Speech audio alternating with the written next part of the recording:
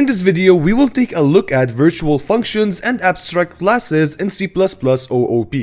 To explain these two concepts today, we need to use the concept of inheritance, so make sure to check out this video to know more about inheritance. A function is declared as virtual function means that this function can be overridden by a derived class. So basically this virtual function belongs to a base class or a parent class, and the child class or derived class inherits this virtual function.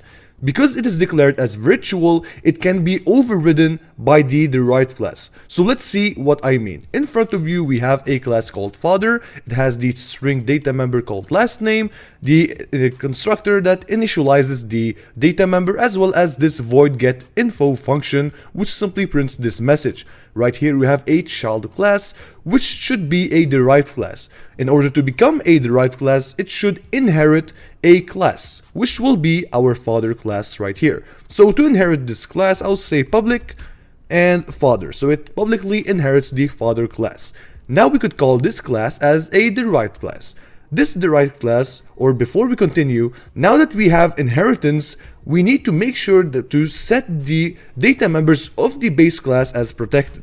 Like this, when you set a data member as protected, you can access it inside the derived class. Of course, if you need a refresher on inheritance, please make sure to check out this video.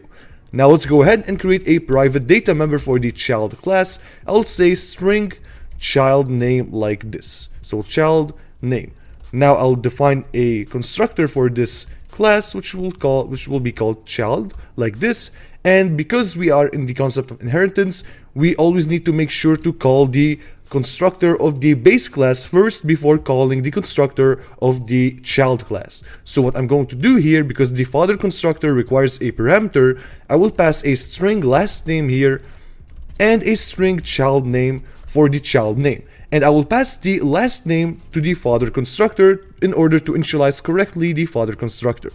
And now let's say right here, we need to initialize the child name. So I'll say this child name equal to child name. Now, how do we override a function? Basically, a function from a base class must be virtual.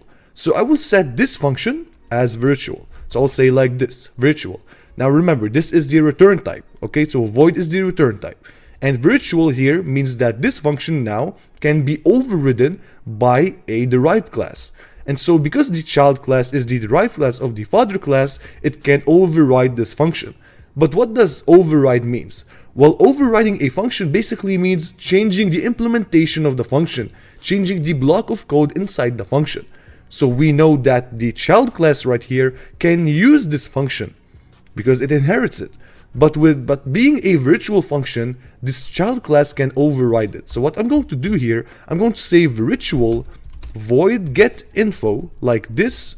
And what I'm going to do is I'm going to offer it another implementation. So basically I am overriding it. So I'll say cout child name like this, and I'll say this child name.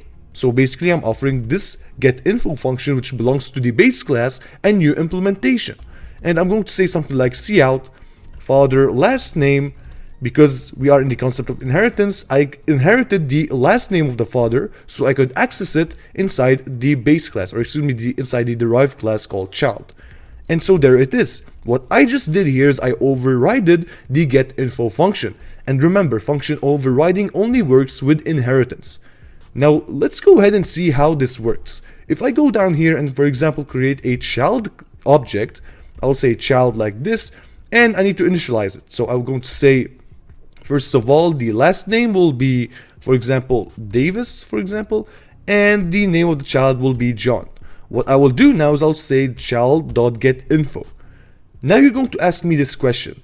How does the compiler know which getInfo version to use? Well, basically you have two getInfo version, right? The base class and the child class. Which one will the compiler use? Well, basically, what the compiler will do is that it will first look inside the child class and see if there is an implementation for the getInfo function. If there is, it will use this implementation. But if there isn't any implementation for the getInfo function, what it will do is that it will go to the base class and use the base class implementation. Let me show you. So first, I'm going to use with implementation of the getInfo. So I'm going to go ahead, compile, and launch my code. As you can see, it shows the getInfo of the derived class, so the overridden getInfo function. Now, how about I go ahead and comment this out? Now the compiler must choose this implementation. Let me go up here and compile my code and launch. As you can see, it shows the implementation of the base class because it didn't found any implementation for the getInfo function inside the derived class. So this is all you need to know about virtual functions. Now let's go ahead and see where we could use them. Now, as you can see, I've changed a bit the code because what I'm going to do right now is I'm going to introduce the concept of abstract classes. Now, an abstract class is a class that you can't create an object from. You can't instantiate an object from it. It doesn't have also any data member. It only has a function member or function members. What these abstract classes do is that they sort of define an interface or a contract for the derived classes. Let me demonstrate what I just said. So basically we have these classes right here. What I'm going to do up here is I'm going to create a general class. I will call it class shape. This will act as my abstract class. Now, nothing makes this class a abstract class. Currently, it's not an abstract class. But an abstract class must have functions that are called pure virtual functions. Let's see what they are. I'm going to say virtual, and I'm going to define two functions that are pure virtual functions. I'll explain this later what it means. So I'm going to say virtual int perimeter like this. I'll say equals 0. And I'll say virtual int area equals 0. Now these are pure virtual functions. And this class right here is now an abstract class. Why? Because it has pure virtual functions or abstract functions. Now let me explain the equals 0 right here. First of all, we know that virtual functions, when a function is declared as virtual, that means it can be overridden by a derived class. But what does the equals 0 mean right here? Well, basically the equals 0 right here enforces you as a programmer to give an implementation to this virtual function, meaning you cannot run your code if you don't offer this pure virtual function an implementation inside the derived class. Let me show you. So basically this rectangle should inherit the shape class as well as for this square class. It should publicly inherit the shape class. Let me show you what I mean. So basically down here, and first of all, I am not offering, or I'm first of all not overriding these two functions. Remember, I should override them, but I'm not right now. Let us go ahead and see if I will get an error. So if I instantiate an object of rectangle, I'll call it rectangle like this. It should have width and height. So I'll say 2 and 3. I should get an error. And as you can see, I did.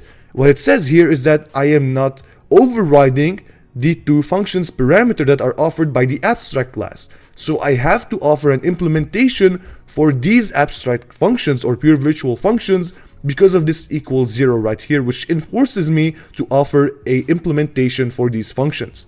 And also, if I go ahead and try right here to create a shape object, I'm trying to instantiate a shape object, but I can't because it is an abstract class. Shape is an abstract class, and you cannot, well, create or instantiate an object from this abstract class.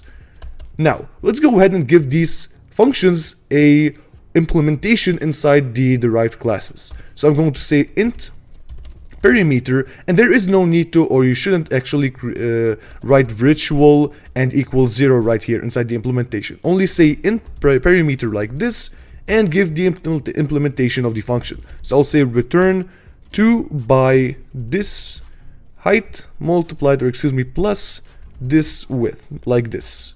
And now let's do the area for the rectangle. So int area like this, return this area, or excuse me, this height like this multiplied by this width. As you can see, I offered implementation for these perimeter and area function that were inherited from the shape class. And now as you can see, I am not getting any errors. Now let's do the same thing for the square class. So I'm going to say int perimeter like this, return this sides by 4, and I'm going to do the same thing for the area. So int area like this, I'm going to say return this sides like this multiplied by this sides, and there you have it. So I could go ahead down here, create a square object. Let me scroll down. Square, square like this. Let's say the sides are 2. I could go ahead and say, for example, cout. Let's test square like this. So square dot perimeter, for example. And I'll do one more thing to test the rectangle. So I'll say rectangle dot perimeter, or let's say area, like this. And let's go ahead and run our code to see if it will work. And so this is it about abstract classes. Basically, they are classes that you cannot create objects from. You cannot instantiate objects from. These abstract classes acts or defines a interface or contract for the derived classes that inherits from this abstract class.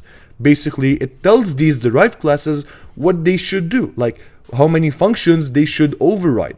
And basically, inside the abstract classes, you have pure virtual functions, which are functions that must be overridden inside the derived classes. And this is it for today's video about virtual functions, function overriding, and abstract classes. I hope you enjoyed it. Make sure to subscribe and hit that like button.